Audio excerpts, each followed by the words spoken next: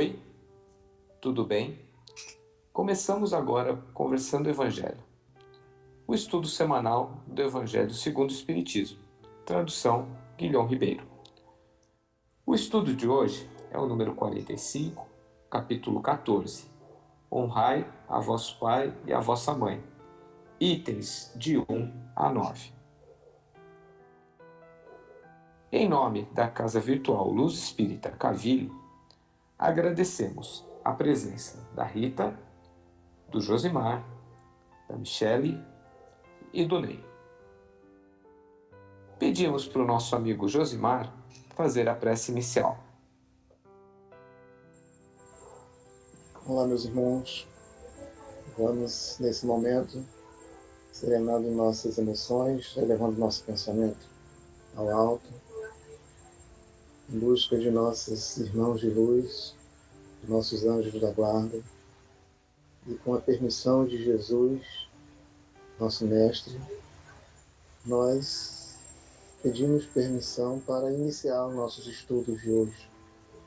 E nossas reflexões possam nos trazer melhores atitudes e comportamentos que nos auxiliem a também ajudar os nossos irmãos que necessitam do nosso bom exemplo. Que assim seja. Que assim seja. E para iniciarmos o nosso tema de hoje, podemos ter a dúvida de como devemos entender o mandamento honrai a vosso pai e a vossa mãe. E como podemos exercê-lo no nosso dia a dia? Honrai vosso pai e vossa mãe, né? O título, capítulo 14 do Evangelho segundo o Espiritismo. O honrai vosso pai e vossa mãe, ele está muito além do que apenas amparar, né? E respeitar os pais. Ele vai além disso no sentido de compreendermos também as possíveis falhas que eles possam ter para conosco. Nós, além de ampararmos eles na velhice, ampararmos também emocionalmente, porque muitas vezes a nossa preocupação no dia a dia, na conquista do pão de cada dia, né, é mais voltada à questão do abrigo, né, a questão do medicamento, e às vezes nós terminamos estabelecendo uma relação mecânica, sem envolvimento emocional. E isto, a assistência emocional é importantíssima para eles, né? Assim como para nós também. Afinal de contas, quanto tempo nossos pais dedicaram a nós quando nós estávamos em uma situação de vulnerabilidade, né? Na nossa infância, na nossa adolescência e até mesmo hoje, né? Depois de já adulto, de família constituída, quantas vezes nossos pais, com um simples olhar, com um simples aperto de mão, um abraço, nos oferece todo apoio que nós precisamos, né? É um amor tão forte, tão puro, que basta que a gente lembre deles para a gente se sentir seguro novamente. Então, essa é a piedade filial. É nós, não só por questão de, vamos dizer assim, de dívida para com eles, mas é ter a satisfação, o prazer de assisti-los tanto logisticamente, né, como emocionalmente. Complementando um pouco mais o que Josimar falou com muita propriedade, este quarto mandamento, né, é um mandamento que difere dos demais mandamentos, dos 10 mandamentos. É um mandamento que vem acompanhado de duas promessas. Olha o que está escrito: honra teu pai e tua mãe. Para quê? Para que se prolongue os teus dias. E para que mais? Para que te vá bem na terra que o Senhor Deus te dá. Então, por que é que Deus nos deu esse mandamento e complementou com promessa? Eu entendo que porque honrar pai e mãe é algo assim tão fantástico, no sentido de que nós devemos agradecer a o veículo que eles, né? Foi através deles que nós viemos a essa encarnação e que nós devemos ser gratos a eles, não importando o que eles façam, o que eles tenham sido, se eles erraram, se eles acertaram. O mais importante disso é honrá-los. Como disse Josimar, apoiá-los, assisti-los na velhice, compreendê-los, mesmo que eles estejam errados, devemos olhá-los com indulgência, com benevolência, tratá-los bem, com gratidão, porque eles nos trouxeram, nos ajudaram nessa encarnação. E aí, o que eu trago para vocês, complementando isso aqui, é que o honrar pai e mãe significa o verdadeiro amor. É aquele amor que nós devemos desenvolver para com nossos pais.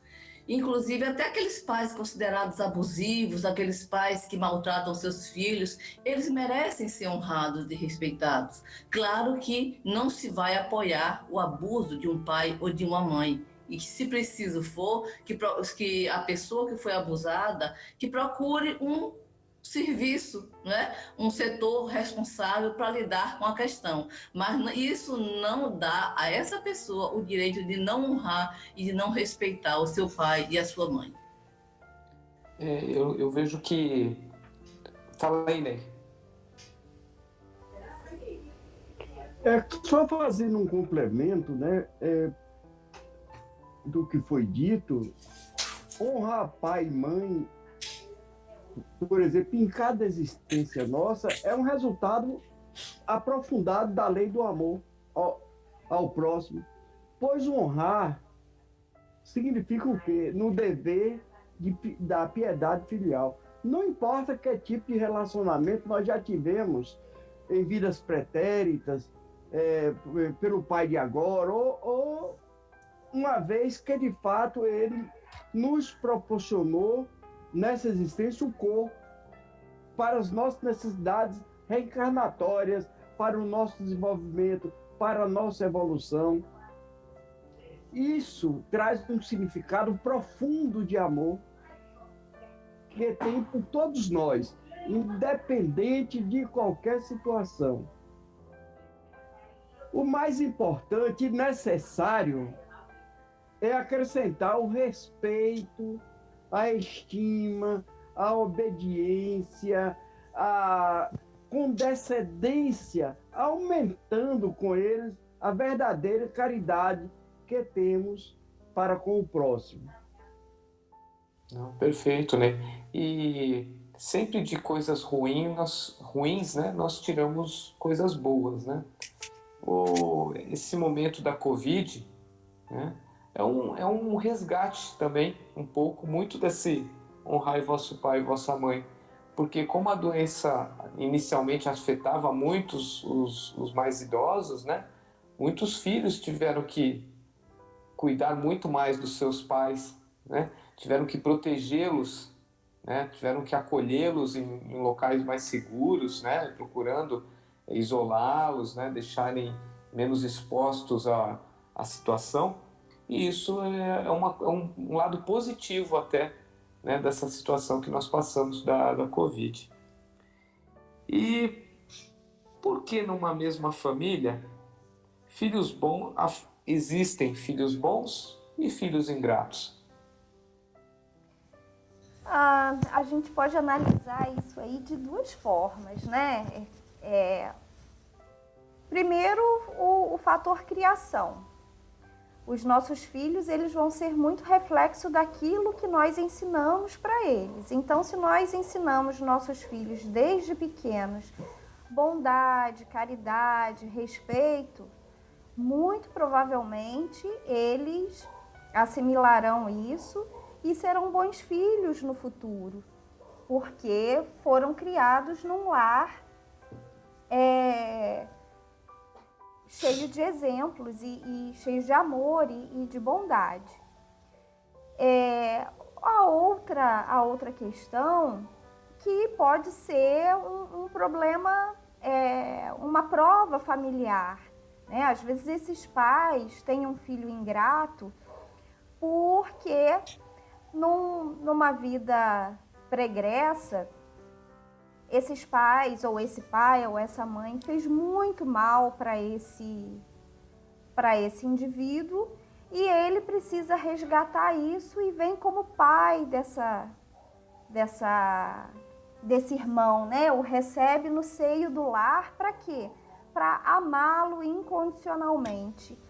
E com o esquecimento, esse filho muitas vezes se torna rebelde e ingrato pelas reminiscências, né, que ele tem do passado. Então, a família vai passar por uma prova muito difícil, mas que a função dela nesse momento é amá-la.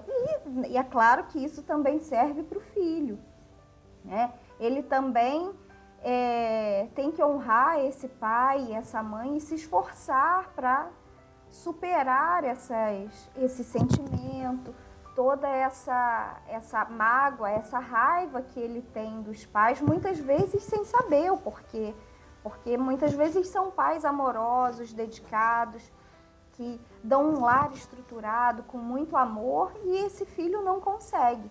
Mas cabe a todos nós, né, os familiares, de modo geral, da casa, né, desse lar, trabalhar a indulgência, o perdão, o amor, para domar essas más inclinações e não ser mais uma encarnação de provas penosas, mas que todos saiam no final com o êxito dela, né? O que torna também, já transforma para a próxima pergunta, né? Que por que um espírito reencarna em uma família que sempre detestou? Pois é, Clóvis. Uma coisa puxa a outra, né? Como a doutrina espírita, ele traz algumas explicações dessa existência, desse desafeto dentro da própria família. Quase todas as famílias têm seus casos de desentendimentos entre os membros da família, certo? E às vezes tem verdadeira aversão, sem nenhuma explicação na existência presente, certo? Por que isso? É porque certos desafetos, eles reencarnam com os nossos familiares, mesmo se o perdão que for obtido em uma das partes, eles continuarão reencarnando próximo um do outro, certo? Para que haja um entendimento ou um acerto. Se nós já sabemos disso, por que nós continuamos ainda sem nos entender com os nossos filhos, com os nossos vizinhos, no trabalho, com as pessoas? Aí nós devemos lembrar das pessoas que nós já amamos, das pessoas que nós odiamos. Tudo isso são energias que vai passando, certo? talvez, se a gente amasse alguém ou se odiasse também, certo? Mas certamente nós formamos vínculos pelo quê? Pelo pensamento de afeto ou desafeto. Muitas pessoas que nós não conhecemos nessa existência não irão representar grande coisa para o nosso futuro espiritual, certo? Mas poderão ser coadjuvantes em nossas vidas. Mas os protagonistas em nossas vidas são aquelas pessoas por quem nós nutrimos sentimentos de amor, de ódio. Então, essa é a razão. São como as pessoas que nós temos vínculos, que nós estamos ligados. É com essas pessoas que nós vivemos. É muito importante nós considerarmos que se nós sentimos ódio de alguém, é porque muito provavelmente, antes de experimentarmos esse sentimento de ódio, nós sentimos por esse alguém algo muito próximo ou muito semelhante ao amor. Porque se nós levarmos o evangelho nesse sentido, certo? Esse sentimento não nasceu de graça. Foi uma manifestação nossa de algum equívoco que nós cometemos. Então, nós temos que olhar essas relações de ódio, quase sempre surge a partir de uma traição, de um engano, de uma inveja, de uma disputa desenfreada. Então, nós temos que ter cuidado e trabalharmos mais isso em todos nós. Quando eu falo nós, somos todos nós, para que nós possamos amar o verdadeiro amor. Porque é o verdadeiro amor, o amor de Jesus, o amor ágape. É isso aí, né? Os nossos maiores resgates sempre estão dentro da nossa família, do nosso seio familiar, né? Isso aí, os diversos romances espíritas nos relatam isso. Bem, gente, agradeço a colaboração de todos no estudo da noite e pedimos para o nosso amigo Ney fazer a prece de encerramento. Vamos nos acalmando e vamos elevar nossos pensamentos a Deus, os nossos melhores sentimentos. Vamos dar a nossa gratidão por essa bendita oportunidade. Agradecer ao Senhor Deus por todas as graças que nos foram enviadas nessa noite, nesse momento que nós estamos fazendo essa prece. Que os nossos espíritos entrem em comunhão com Deus, com o Mestre Jesus. Gratidão, Mestre Jesus, pelos teus mensageiros de luz que nos enviaste para nos ajudar a executar essa tarefa de hoje. Nos orientar em nossos caminhos, no nosso aprendizado. Obrigado, Senhor Jesus, por ter nos ensinado que através da prece é que recebemos o alimento para o nosso espírito e necessário à nossa sobrevivência espiritual. Que com a ajuda poderemos chegar a Deus, aos irmãos de luz, nossos guias e protetores, nossos agradecimentos por todo o bem que nos fizeram. E que o Senhor Jesus nos ilumine cada vez mais. Reunidos em teu nome, em nome de Deus Pai, rendamos os devidos louvores ao meu Senhor Jesus, que tanto tem feito por todos nós. Que assim seja. Assim seja. Que assim seja. Tenham todos uma boa semana. E até o próximo estudo. Fiquem com Deus.